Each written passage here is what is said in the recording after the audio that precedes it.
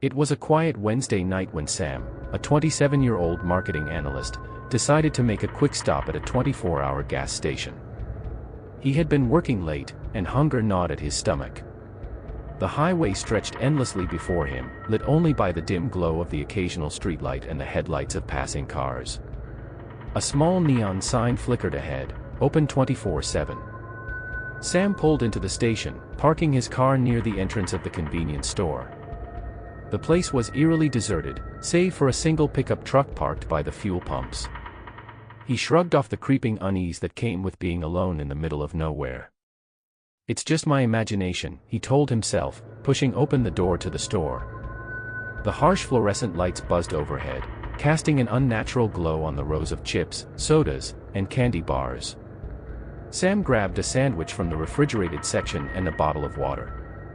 As he walked toward the counter, he noticed the cashier. She was a middle-aged woman with tired eyes, her name tag reading Linda. She offered him a polite but distant smile. "Late night, huh?" she said as she scanned his items. "Yeah, long day at work. Needed something to keep me going," Sam replied, trying to make small talk. Linda's smile faltered slightly. "Be careful out there," she said, her tone unusually serious. Sam nodded, chalking it up to friendly concern. As he walked out of the store, he noticed something odd. The pickup truck was still there, but there was no one around it. He glanced over his shoulder at the cashier through the glass door. Linda was watching him, her expression unreadable. Sam climbed into his car, placed the sandwich on the passenger seat, and started the engine. Before he could pull out of the parking lot, he noticed movement in his rearview mirror. A man was walking toward his car from the direction of the truck. His face was partially obscured by a baseball cap, and his stride was slow but deliberate. Unease prickled at Sam's skin. He locked the car doors instinctively. The man reached the driver's side window and tapped on it. Sam hesitated but rolled it down an inch, just enough to hear him. "Hey, buddy. You got a light?" the man asked, his voice calm but unsettling. "No, sorry," Sam replied quickly, hoping to end the interaction. The man stared at him for a moment too long before nodding and stepping back. Sam rolled up the window and put the car in reverse. As he pulled onto the highway, he couldn't shake the feeling that he was being watched. He checked his mirrors but saw nothing unusual. Shaking his head, he turned on the radio to distract himself. 10 minutes later, his stomach growled, reminding him of the sandwich. He reached over, unwrapped it, and took a bite. The bread was stale, but it would do. He glanced at the clock on the dashboard, 12:37 a.m. That's when he noticed it, headlights in the distance behind him. They appeared to be gaining on him fast. Sam's grip on the steering wheel tightened. "It's just someone in a hurry," he told himself, trying to stay calm. The car, an old pickup truck, closed the gap between them quickly. Sam's heart raced as it matched his speed, staying unnervingly close. He switched lanes, but the truck followed. His mind flashed back to the men at the gas station. Was it him? Sam's breathing grew shallow as he pressed the gas pedal, his car speeding up. The truck stayed on his tail, its headlights blinding him in the rearview mirror. His thoughts raced. What did they want?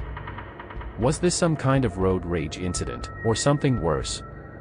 Up ahead, Sam spotted a rest area and decided to pull in, hoping to find other people there. The truck followed, pulling into the parking lot as well. Sam parked near the rest area's vending machines, where a single street lamp illuminated the lot.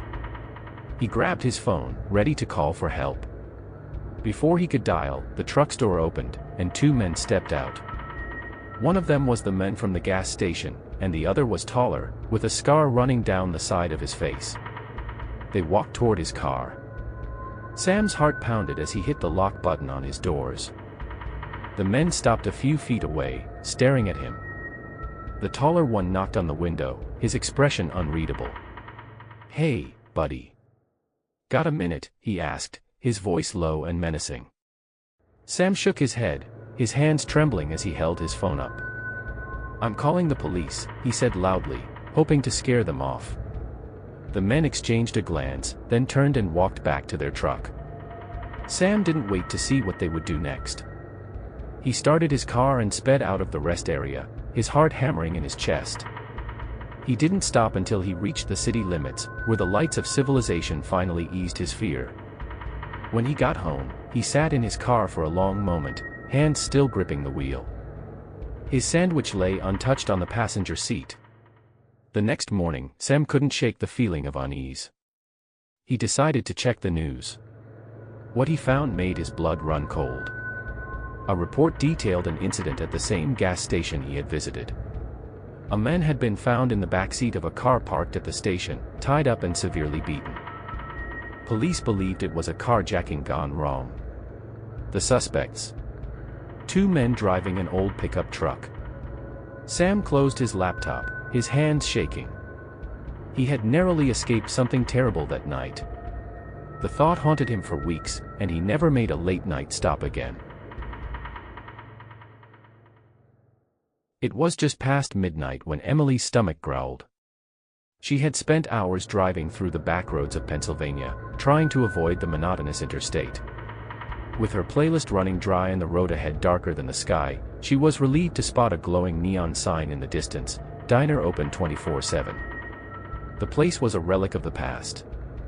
A classic 1950s-style diner, its chrome siding reflecting the light of the buzzing neon sign. Emily pulled into the gravel lot, noting how the only other car was a battered old sedan parked crookedly near the entrance. A lone light flickered above the diner's door. Inside, the diner smelled of stale coffee and fried grease. A jukebox in the corner played a faint, crackly tune, though no one was around to appreciate it. Emily's boots echoed on the checkered floor as she made her way to the counter. Behind it stood an older man with a white apron and a name tag that read Frank. "Late night, huh?" Frank asked, his voice gravelly but friendly. "Yeah." "Long drive," Emily replied, sliding onto a stool. She glanced around. The place was nearly empty, save for a man in a dark hoodie sitting in the corner booth. He stared out the window, his face obscured. "Menu simple," Frank said, sliding a laminated sheet across the counter. Emily scanned it quickly. "Just coffee and a grilled cheese," she said, not wanting to linger longer than necessary. Frank nodded, moving to the kitchen. Emily pulled out her phone, but there was no signal. She sighed, drumming her fingers on the counter. "Long night for you too," she asked, trying to make small talk as Frank returned with her coffee. "You could say that," he muttered, avoiding her gaze. The grilled cheese arrived quickly, and Emily took a bite. It wasn't great, but it was warm and filling. She glanced again at the man in the booth. He hadn't moved, his posture rigid. "Regular?" Emily asked, nodding toward the man. Frank's expression darkened. "Not exactly. He's been sitting there for hours. Ordered a coffee, hasn't touched it." Emily's unease grew. She decided to finish quickly and leave.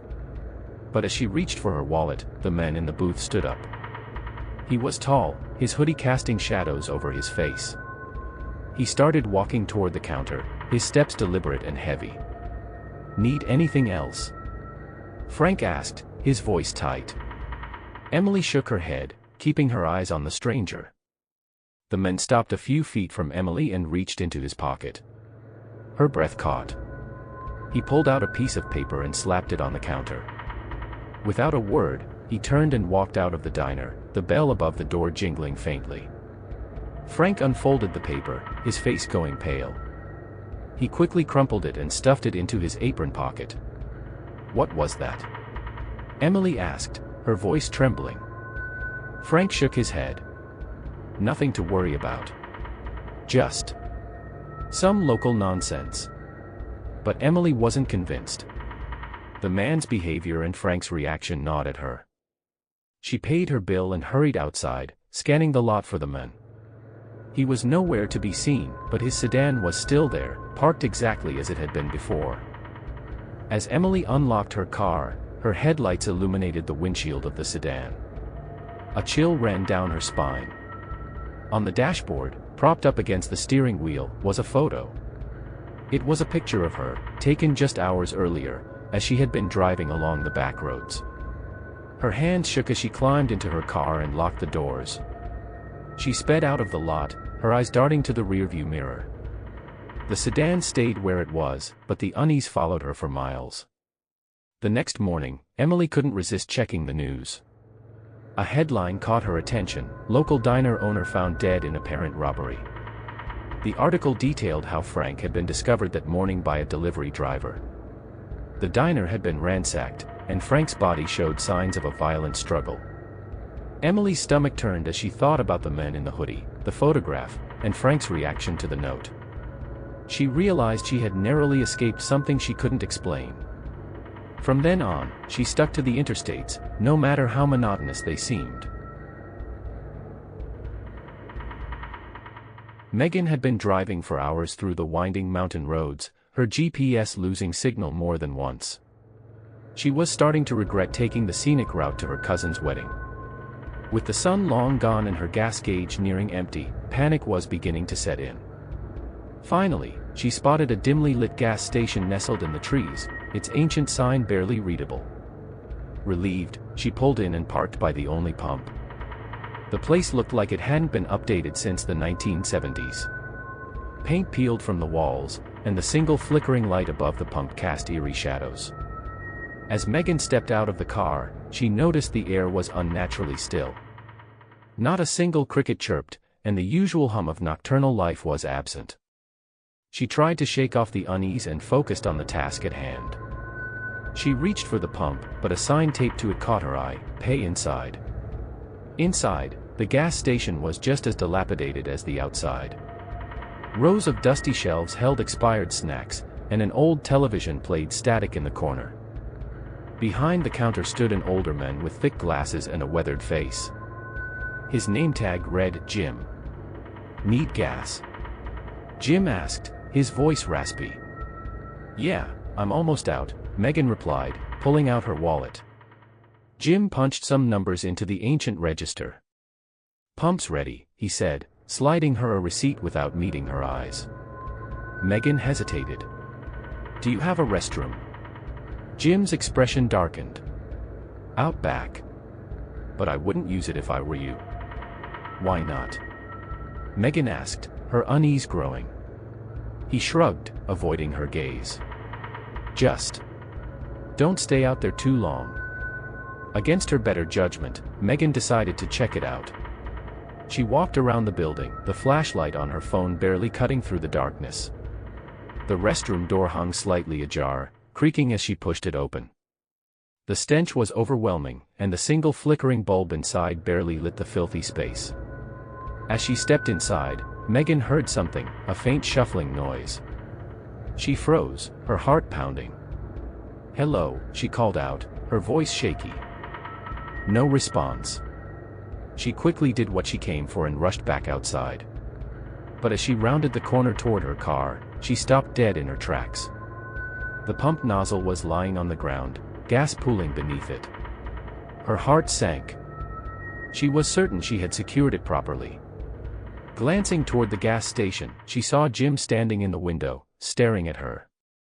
His face was blank, but his eyes seemed to follow her every move. Megan's unease turned to fear. She climbed into her car and locked the doors, deciding she'd had enough. As she started the engine, her headlights illuminated something in the trees. At first, she thought it was an animal, but then it moved, too tall, too human-like. A figure emerged, its features obscured by the shadows. It stood perfectly still, watching her. Megan's instinct screamed at her to leave. She threw the car into reverse and sped out of the lot, her tires kicking up gravel. She glanced in the rearview mirror, but the gas station and the figure were already swallowed by the darkness. She drove without stopping until she reached the next town. Pulling into a well-lit diner, she finally felt safe enough to breathe. Inside, she told the waitress about the creepy gas station. The woman's face paled. "You mean the old place off Route 39? Megan nodded. "Yeah, why?" The waitress hesitated. "That station's been closed for years." burned down in a fire. No one's been there since. Megan's blood ran cold. She knew what she had seen. And she knew she'd never take the scenic route again.